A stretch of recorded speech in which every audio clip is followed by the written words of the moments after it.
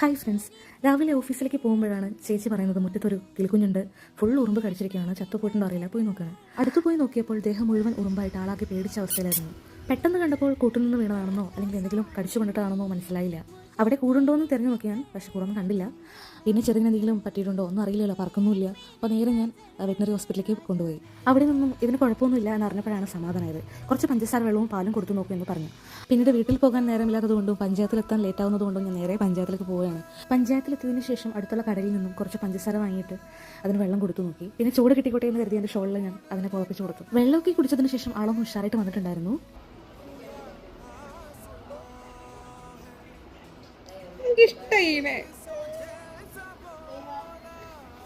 കണ്ടോ, കുടിക്കുന്നുണ്ടോ?